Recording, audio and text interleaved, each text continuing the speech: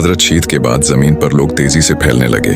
पहाड़ों, मैदानों, वादियों, दरियाओं के किनारे हर जगह बस्तियों ने जन्म लिया, मगर साथ साथ शैतान भी मुतहरिक हो गया। काबिल की औलाद ने अलग बस्तियां बनाए जहां न अजान थी न हक की बात। वो गाने बजाते, औरतें नाचती, मर्द निशे करते। एक तरफ हजरत शीस के पैरोकार नेकी पर थे, दूसरी तरफ काबिल की नस्ल शर्क, जिना और जुल्म में डूबती गई। इस जमाने में एक खानदान था, नेक, सादा, गमजदा। इसी खानदान में एक बच्चा पैदा हुआ जो रोते हुए आसमान की तरफ देखता रहा। उसका नाम अखनूख रखा गया। अखनूख आम बच्चा न था। वो जब चांद देखता तो घंटों खामोश हो जाता, जब सितारे देखता तो उनकी तरतीब गनने लगता, जब कोई झूठ बोलता तो वो फौरन पहचान लेता। उसने बचपन में ही सोच लिया कि ये दुनिया आरजी है, कुछ है जो नजर नहीं आता लेकिन असल है। जब वो 10 साल का हुआ तो इबादत शुरू कर दी। जब 15 साल का हुआ तो तन्हाई पसंद हो गया। जब 20 साल का हुआ तो लोगों को सच बताने लगा।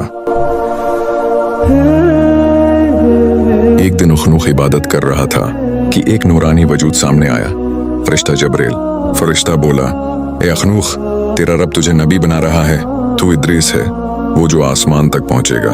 इद्रीस लर्ज गए, मगर जवाब दिया, अगर मेरा रब चाहता है तो मैं रखूंगा नहीं। इद्रीस ने कौम को जमा किया, इन्हें अल्लाह की वहदानियत का पैगाम दिया। लोग सुनते, रोते, ईमान लाते।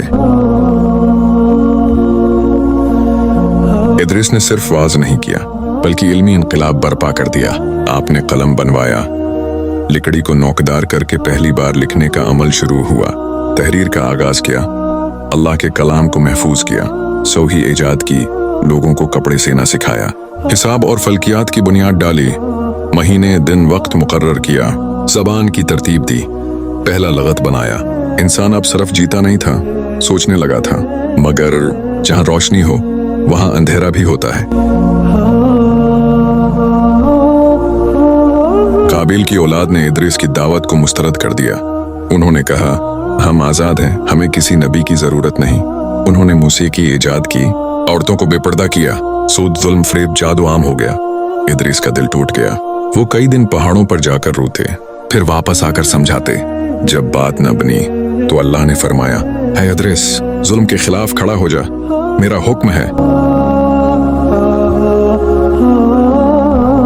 इद्रीस ने अल्लाह के नेक बंदों को जमा किया। उन्होंने पहला जहादी लश्कर बनाया, तलवार, नीज़े, दिफाई ढाल बनाए। इद्रीस ने पहला अस्करी निजाम तरतीब दिया। जंग छिड़ गई, नेकी और बद्दी के दरमियान इद्रीस खुद सबसे आगे खड़े हुए। दुआओं के साथ लड़ते और अल्लाह की मदद आती। बहुत से फासिद सरदार खत्म हुए।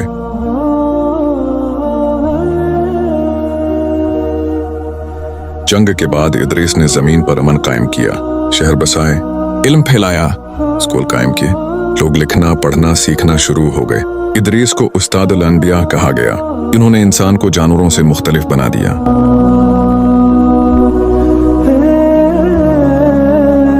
इद्रीस बूढ़े हो गए थे मगर उनका नूर बढ़ता जा रहा था। एक दिन जब वो पहाड़ पर इबादत कर रहे थे तो फरिश्ते आए। उन्होंने कहा, ए इद्रीस, तेरा रब तुझे बुलाता है। इद्रीस ने सजदा किया और आसमान की तरफ उठने लगे।